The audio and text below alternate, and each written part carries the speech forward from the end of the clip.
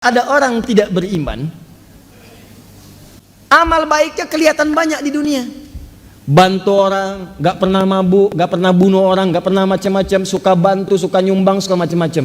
Tapi dia gak beriman, kok bisa masuk neraka? Di mana keadilan Allah? Nah, jadi ketika Anda tinggalkan ini, bumi, pindah kemudian di satu tempat persimpangan, alam pemisah, disebut dengan barzakh. Barzakh itu pemisah. Bainahuma barzakhul la yabghiyan. Nah, kemudian tempatnya disebut dengan kubur. Afala ya'lamu idza bu'thira ma fil kubur. Nanti dari sini pindah kemudian ke akhirat.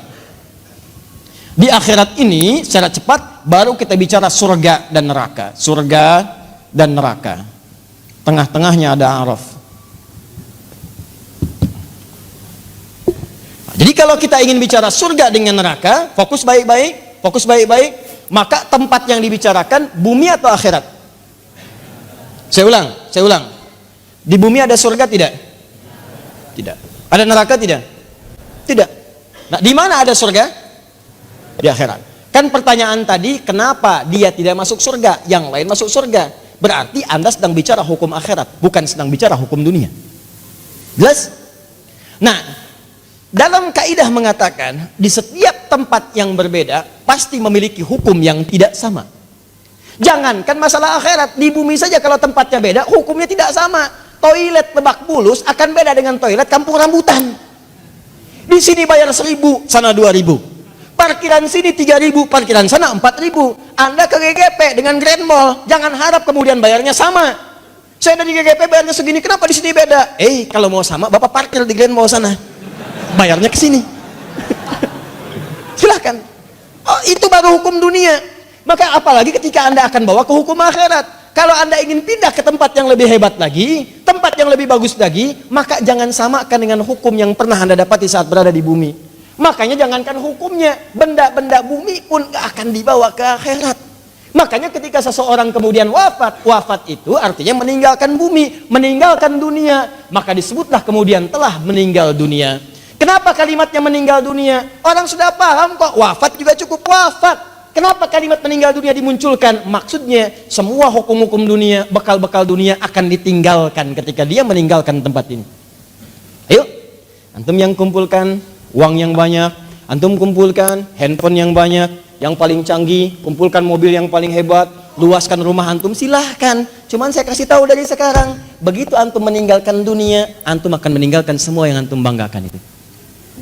Jadi nggak usah takut kalau Anda disebut oleh sementara orang kamu nggak kaya, nggak apa-apa, cukup hidup. Toh orang kaya juga kalau meninggal nggak akan dibawa kekayaannya. Silahkan cek gelarnya sama, tinggalnya sama dalam tanah. Nggak percaya silahkan, dia meninggal, antum meninggal, sama aja. Nggak ada orang dikuburkan dengan mobilnya, dikuburkan dengan handphonenya, dengan rumahnya, dengan kebanggaannya, nggak ada.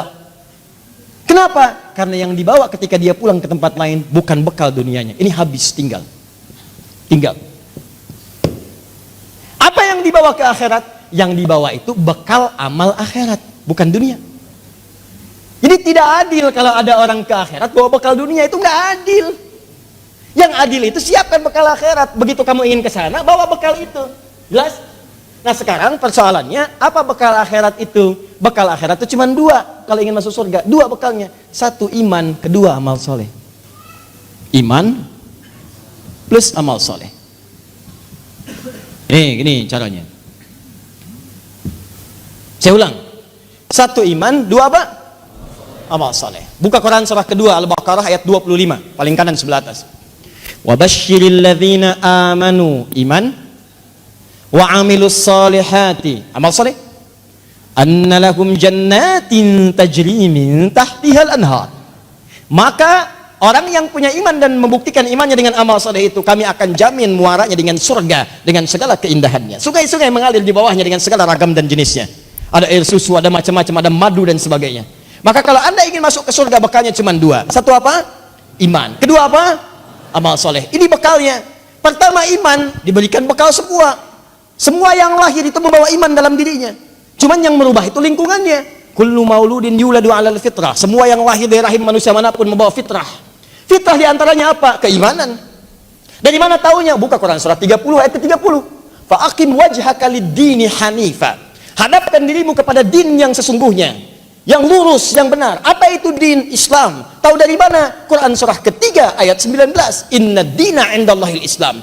Teruskan ayat yang tadi. Fa'aqim wajhaka lid-dini hanifa. Din Islam. Fitratallahi allati fataran nasa 'alaiha. Itulah fitrah yang Allah berikan pada setiap manusia.